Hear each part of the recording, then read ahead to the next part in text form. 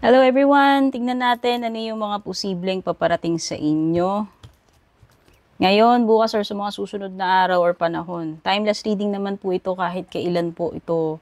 Kahit kailan po makarating sa inyo itong aking reading. Hindi po ito mag-expire.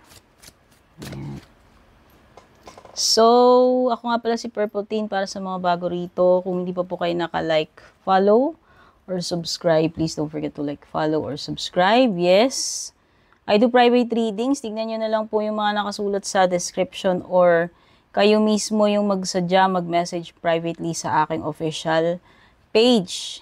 Okay? Take note, marami na pong gumagaya ng page ko. Huwag po kayong magpapaloko dun sa mga gumagaya ng page ko. Kapag merong nag-add friend, nag-message sa inyo para mag-offer or manghingi ng kung ano-ano, hindi po ako yon. Never ko po ginawa yon. Yun po yung mga impostor, yung mga fake. Okay?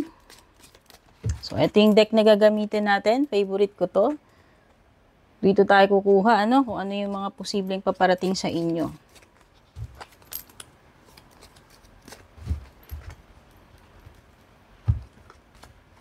First card.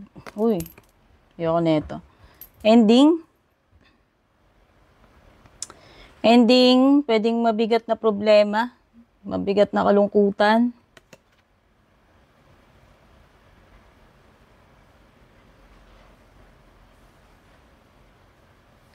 Or pwedeng may person na mawawala or aalis sa buhay mo. Okay. May importanteng balita, announcement, or event. Ayan, gong. Meron ka ring bag. Wow, so mukhang importante nga, Bukod dito sa importanteng announcement or balita, ganap. Pwedeng iba merong opportunity, panibagong trabaho, or opportunity na kumita ng pera or magkaroon ng increase sa sahod. Yan. Or extra income. Pwede rin naman. Pwede yung extra income. Sa pagkakaperahan, Oh. May mga importanteng ganap, matters, tungkol sa pamilya. Okay, expect, meron kasi tayong casket, pwede itong funeral din another possibility, although hindi ko ine-encourage yun. Kasi usually ito ay ending, or merong mawawala, aalis. Pero pwede ring possible din na may funeral na aatenan, and masaklap kasi niyan, parang may mga something related sa family, sana hindi naman. Wow, meron talaga opportunity. Pagkapanalo, medyo malaki itong opportunity na to. Or baka makahit ka ng jackpot, swertihin ka, Kasama nung card na bag, kasi sabi nga dito, pwedeng may opportunity sa trabaho, sa career, or pera, or source of income. Uy, merong exciting na ganap. Ano naman to? Mangyayari. May something na exciting, Or pwedeng surprise, gulat, yan.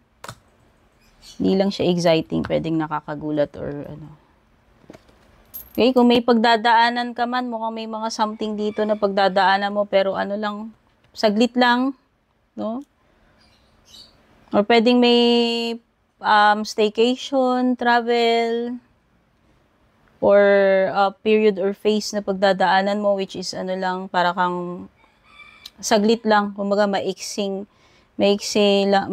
time mo lang na pagdadaanan yan. O ano man yan. Matters related sa kaibigan mo.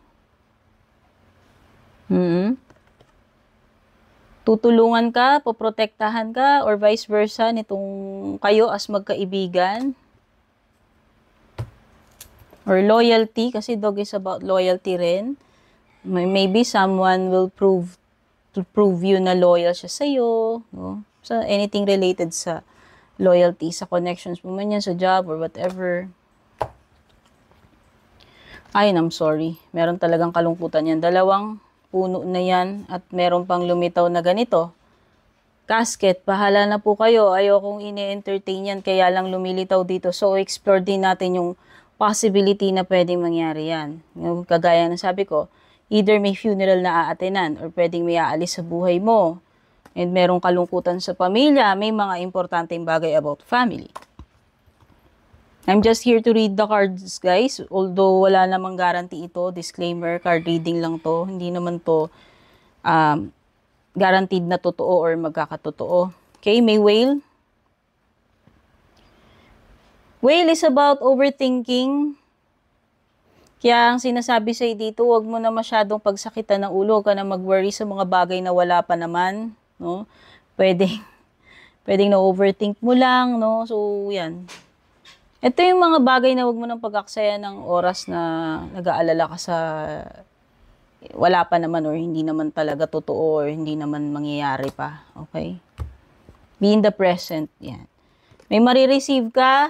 Yan, kung ano man to. Pwedeng regalo na literal since gift yan. Pero anything na pwede mong matanggap. Ano? Kung ano man yan. Material man yan or hindi. Merong iba dito makikipag-ayos. May magsusorry sa inyo. May maayos na mga connections. Yan. May kipagbati. Magkakaroon ng peace and harmony na uli. Okay. May kalungkutan talaga, something na disappointing, heartbreaking ang pwedeng mangyari. It could be breakup, anything that is masakit pagdaanan. Pwedeng may tears dito. Loss or goodbyes. Ending. Fox, mag-ingat. Mag-ingat sa yung tusong kausap, baka magulangan ka, mautakan ka. So kung ito ay advice, kailangan maging ka daw practical, maging ano ba tawag dito? Wise sa pag-handle ng mga kung ano man yan, sa negosyo man yan, sa career mo. Kailangan madiskarte ka, mapamaraan ka, especially sa business, or maybe may makakadeal kang person na ganyan. So yan, pwedeng ito ay mga business transactions. Sales, whatever, no? Or property dealings. Ayan na, malapit mo nang maabot yung yung goal mo, malapit nang makumpleto yan, and ang nakikita ko is nangangamoy success or accomplishment. Ayan. OTW ka na eh. You are on the way. So, malapit nang ma-achieve ito kung ano man itong goal or success na to.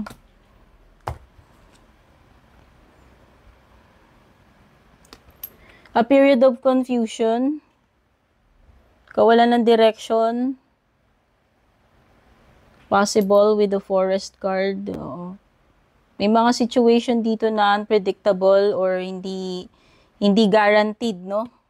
Sabihin mo ka masyadong umasa kasi pwedeng hindi pa talaga sure yan. What else?